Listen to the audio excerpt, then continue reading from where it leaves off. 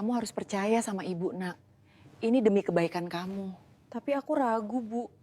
Kenapa harus begini caranya? Jam dinding di ruang kerja Polres Kota menunjukkan pukul 7:30 pagi. Suara dering telepon, langkah tergesa petugas, dan percakapan singkat antar anggota terdengar silih berganti.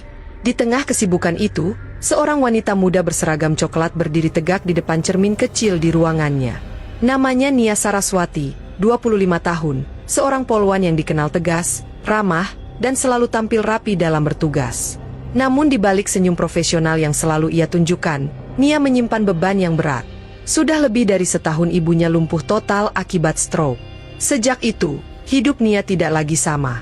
Ia hanya tinggal berdua dengan sang ibu di rumah besar peninggalan ayahnya, seorang pengusaha kaya raya yang dulu dikenal sebagai orang terkaya di kota Sagara. Ayahnya meninggal 3 tahun lalu karena serangan jantung mendadak. Setelah itu, semua tanggung jawab keluarga dan perusahaan jatuh ke tangan ibunya. Tapi kini, sang ibu tak lagi bisa menggerakkan kakinya, bahkan berbicara pun kadang terbata. Pagi itu, Nia menatap cermin. Seragamnya sudah rapi, rambutnya diikat kencang, wajahnya cantik tapi tampak lesu. Di matanya ada bayangan lelah yang dalam. "Bu, aku berangkat kerja dulu ya," katanya lembut sambil mencium kening ibunya yang duduk di kursi roda di ruang tengah. Ibunya hanya menatap dan tersenyum kecil, meski senyum itu tampak dipaksakan. "Jaga diri, Nia," suaranya pelan. "Dan jangan terlalu keras sama orang lain, ya?" Nia terdiam sejenak. Kalimat itu sering diucapkan ibunya akhir-akhir ini. Ia tahu maksudnya, bahwa Nia semakin mudah marah dan sering terlihat emosional. Tapi bagaimana tidak? Di luar rumah ia harus kuat dan tegas menghadapi pelanggar hukum. Sedangkan di rumah, ia menanggung kesedihan melihat ibunya yang dulu gagah memimpin perusahaan kini tak berdaya di kursi roda. Setiap kali pulang, ia selalu mendapati ibunya duduk di dekat jendela besar yang menghadap taman rumah. Seorang pembantu tua bernama Sarmi selalu menemani, memandikan, memberi makan, dan membantu semua kebutuhan sang ibu. "Bu, makan buburnya pelan-pelan ya," kata Sarmi siang itu sambil menatap lembut. "Nia belum pulang?" tanya ibunya pelan. "Belum, Bu. Katanya ada tugas mendadak dari kantor," jawab Sarmi. Nia memang sering pulang malam. Bukan karena sibuk saja, tapi juga karena ia tak sanggup melihat ibunya dalam kondisi begitu. Setiap melihat ibunya mencoba menggerakkan kaki dan tak mampu, hatinya seperti ditusuk. Malam itu, setelah bertugas di lapangan, Nia pulang membawa setumpuk dokumen laporan. Ia membuka pintu rumah besar itu dengan wajah letih. Lampu ruang tamu sudah diredupkan, hanya Sarmi yang duduk menonton berita di televisi kecil. "Bu sudah tidur?" tanya Nia. Sarmi menoleh. "Belum, Neng. Lagi nungguin Neng pulang." Dari tadi matanya ngelihat ke pintu. Nia tersenyum tipis dan langsung menuju kamar ibunya. Begitu masuk, ia melihat ibunya menatap langit-langit. "Bu, sudah malam, kok belum tidur?" Ibunya tersenyum. "Aku hanya menunggu kamu pulang. Rumah ini sepi tanpa suaramu." Nia duduk di tepi tempat tidur, menggenggam tangan ibunya. "Maaf, Bu. Aku sering pulang malam. Banyak laporan harus aku selesaikan." "Tak apa," jawab ibunya pelan. "Aku hanya khawatir kamu terlalu keras pada dirimu. Kamu sudah kehilangan ayahmu, jangan biarkan dirimu hilang juga karena beban yang kamu pikul sendirian." Nia menunduk, menahan air mata. Ia memeluk ibunya lama sekali malam itu, pelukan yang jarang ia lakukan sejak ayahnya meninggal. Hari berganti hari. Perusahaan keluarga mereka, Prameswari Group, yang dulu berjaya dengan bisnis logistik dan properti, kini mulai goyah. Banyak proyek tertunda karena sang ibu tak lagi bisa mengawasi. Beberapa direktur mengambil keputusan sendiri tanpa izin, dan keuntungan menurun drastis. Nia sebenarnya ingin membantu, tapi ia tak punya cukup waktu dan pengetahuan bisnis. Ia hanya tahu satu hal, sang ibu semakin sering jatuh sakit. Suatu sore yang tenang berubah jadi kepanikan besar. Nia baru saja tiba di rumah setelah patroli. Ia melihat Sarmi berlari keluar dari kamar ibunya dengan wajah panik. "Neng, ibu-ibu kesakitan," teriaknya. Nia langsung berlari masuk. Ia menemukan ibunya memegangi dada, wajahnya pucat, keringat dingin mengucur. "Bu, ya Allah, kenapa lagi ini?" "Dada panas, susah napas," ujar ibunya terbata. Tanpa pikir panjang, Nia mengangkat ibunya dan membawanya ke mobil dinas. Ia melaju kencang ke rumah sakit tanpa peduli pada klakson kendaraan lain. Air matanya jatuh sepanjang jalan. "Bertahan, Bu, jangan tinggalin aku. Tolong," katanya dengan suara bergetar. Setibanya di rumah sakit, tim medis langsung mengambil alih. Nia duduk di kursi tunggu, wajahnya tegang, tangan gemetar. Setengah jam kemudian, dokter keluar dari ruang perawatan. Bu Prameswari mengalami kelelahan berat dan tekanan darahnya naik drastis. "Syukurlah datang cepat. Untuk sementara, kami akan rawat 3 hari di sini." Nia menunduk, mengusap wajahnya.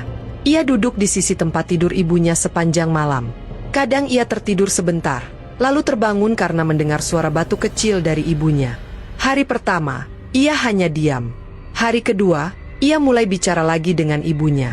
"Bu, kenapa ibu nggak bilang kalau merasa nggak enak badan?" "Karena aku nggak mau kamu tambah cemas. Kamu sudah terlalu banyak mikirin aku." "Mana mungkin aku nggak mikirin ibu? Aku cuma punya ibu." Suara Nia bergetar. Sang ibu mengelus tangan putrinya. "Nia, hidupmu jangan berhenti di kesedihan. Lihatlah sekitar. Masih banyak hal yang bisa membuatmu tersenyum." 3 hari berlalu. Kondisi ibunya mulai membaik dan dokter memperbolehkan pulang.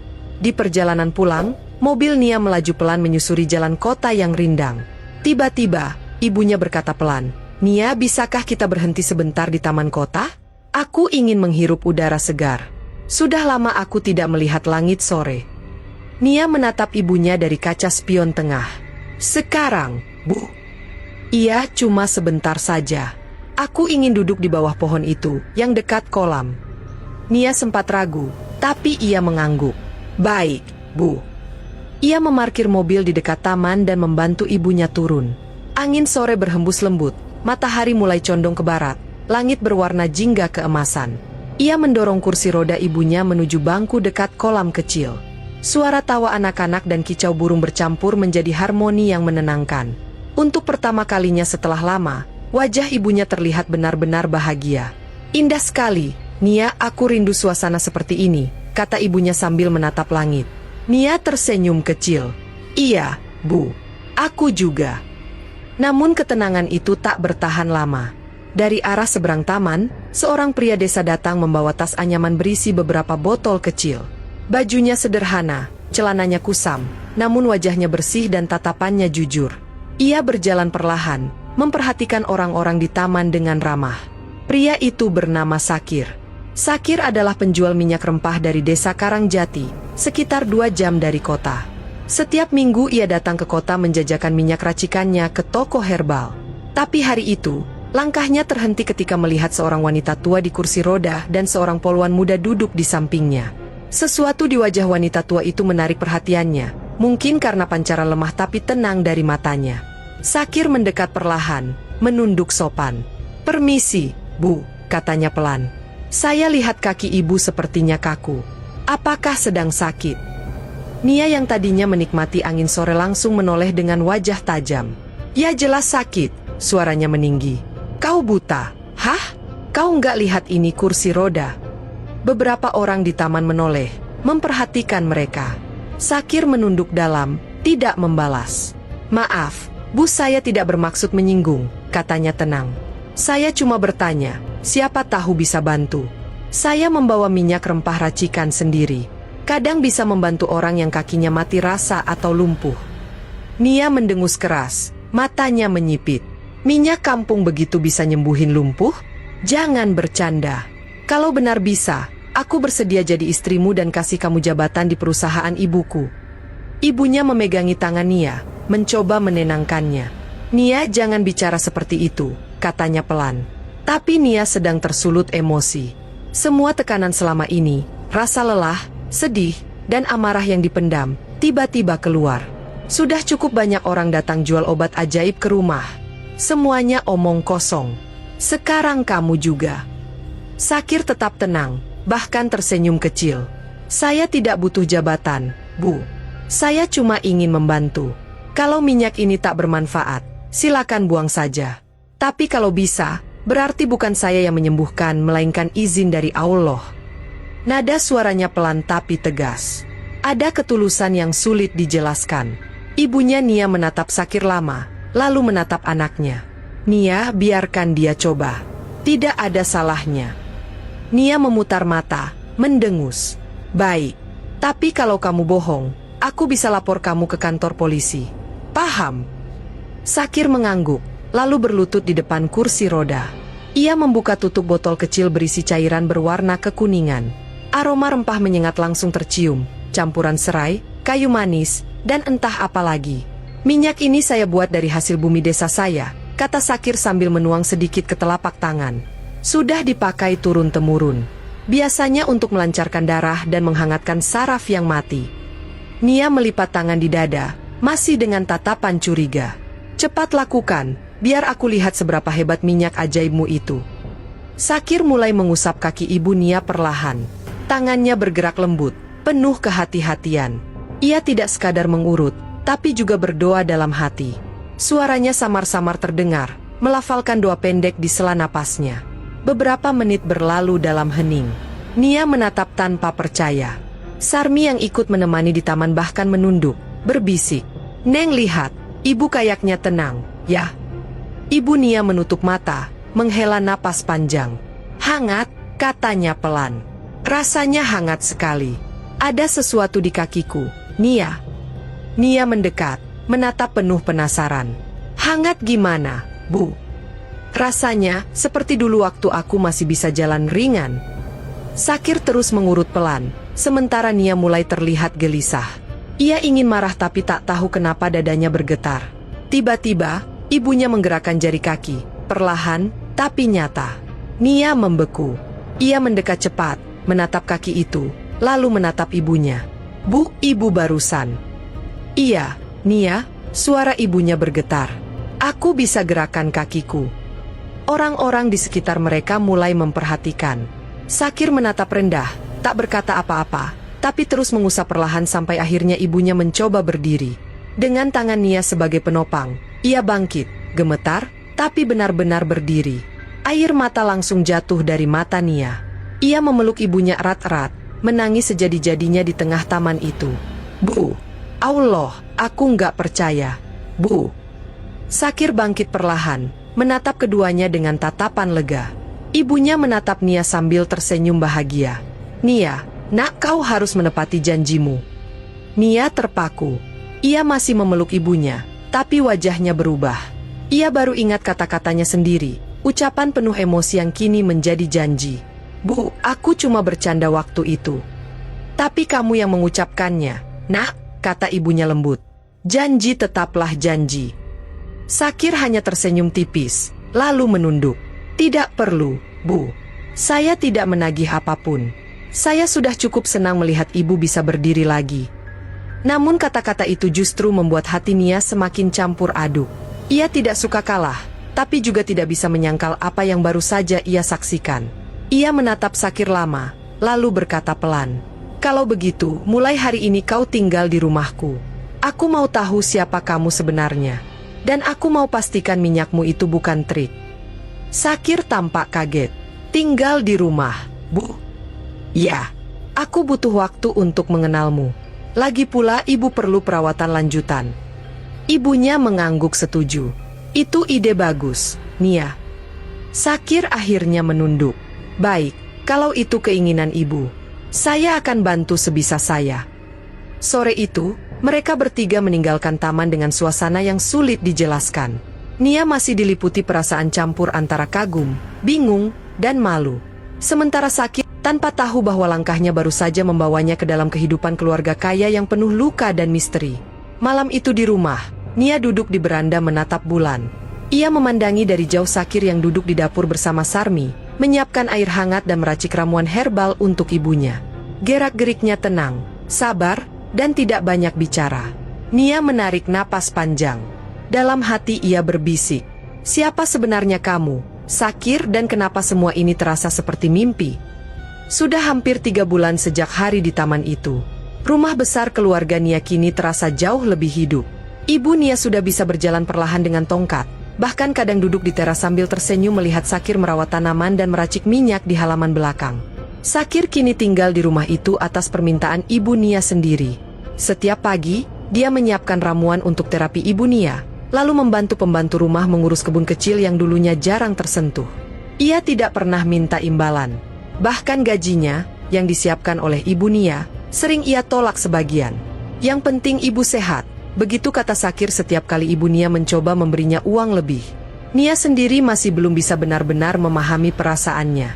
Awalnya ia hanya menaruh curiga, baginya Sakir hanyalah orang desa yang mungkin beruntung menemukan ramuan yang kebetulan manjur. Namun, lama-kelamaan, kehadiran Sakir membawa ketenangan yang tidak bisa dijelaskan. Setiap kali Nia pulang dari kantor dengan wajah lelah dan mata sembab karena stres, Sakir selalu menyapanya lembut.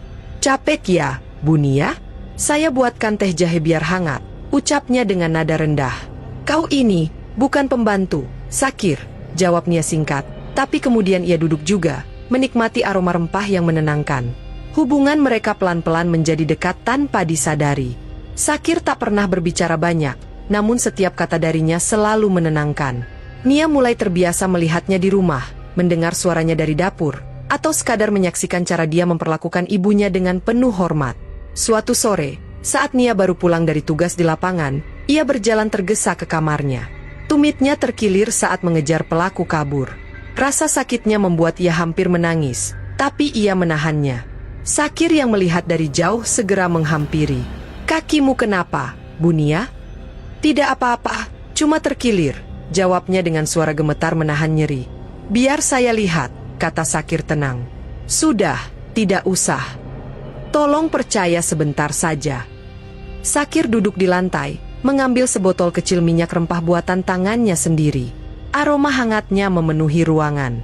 Dengan hati-hati, ia memegang pergelangan kaki Nia, lalu mulai mengurut pelan, perlahan-lahan, tanpa suara selain napas lembut mereka berdua. Awalnya Nia ingin menolak, tapi sentuhan Sakir begitu lembut dan penuh ketulusan. Tidak ada niat lain, hanya kepedulian. Rasa nyeri di kakinya perlahan hilang, berganti hangat yang menenangkan. Entah kenapa, matanya tiba-tiba berkaca-kaca. "Kenapa kau baik sekali padaku?" bisiknya lirih. "Karena ibu dan Bu Nia sudah seperti keluarga. Dan, saya tidak tahan melihat orang kesakitan," jawab Sakir tanpa menatap langsung. Nia diam. Ada sesuatu dalam hatinya yang bergetar.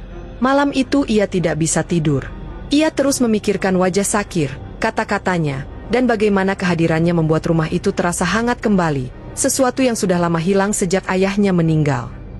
Beberapa minggu kemudian, keadaan semakin membaik. Ibu Nia sudah bisa berjalan sendiri tanpa tongkat. Perusahaan pun mulai bangkit kembali berkat bantuan Sakir, yang ternyata memiliki ide-ide cerdas tentang pengelolaan bahan herbal. Sakir mengenalkan jaringan pemasok rempah dari desanya, dan produk perusahaan perlahan naik lagi. Pada suatu malam, Ibu Nia memanggil putrinya ke ruang tengah. "Nak," suara ibunya lembut, "kau ingat janjimu waktu di taman?" Nia terdiam. Hatinya berdetak cepat. "Ibu." Sakir telah menepati bagiannya. "Sekarang giliranmu, Nia. Jangan biarkan rasa gengsi menutupi hatimu." Nia menunduk. Ia ingat betul kata-katanya waktu itu, ucapan spontan karena marah dan sombong. Tapi janji tetaplah janji. Kini, setelah mengenal Sakir lebih dalam, hatinya tahu, ia tidak menyesal mengucapkannya. Keesokan paginya, Nia memanggil Sakir ke taman belakang rumah, tempat pertama kali ia melihat ibunya bisa berjalan lagi. Langit cerah, angin berhembus lembut. Sakir datang dengan baju sederhana dan wajah sedikit bingung. "Ada yang ingin Bu Nia sampaikan?" tanyanya. Nia menarik napas panjang. "Aku ingin menepati janjiku, Sakir." "Janji? Kalau minyakmu benar-benar bisa menyembuhkan ibuku, aku akan menikah denganmu." Sakir terdiam lama. Ia tidak mengira kata-kata itu akan benar-benar diucapkan. "Bu Nia, saya tidak pantas," katanya pelan.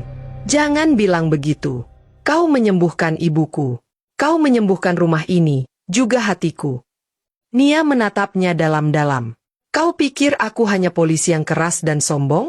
Tidak, Sakir. Aku perempuan yang berutang banyak padamu. Aku juga mencintaimu." Sakir menatap mata Nia lama, dan untuk pertama kalinya, ia tersenyum lebar. Air mata jatuh di pipi Nia. Di bawah cahaya senja, mereka saling menggenggam tangan, tanpa banyak kata. Pernikahan mereka berlangsung sederhana tapi penuh haru. Rekan-rekan polisi datang, juga beberapa orang dari desa Sakir. Tidak ada pesta mewah, hanya suasana hangat dan doa dari orang-orang yang tulus. Ibu Nia berdiri dengan bangga di sisi mereka, kini benar-benar sembuh. Tersenyum melihat anaknya menemukan kebahagiaan sejati. Janji itu bukan beban, katanya pelan pada Nia. Kadang janji adalah jalan yang disiapkan takdir.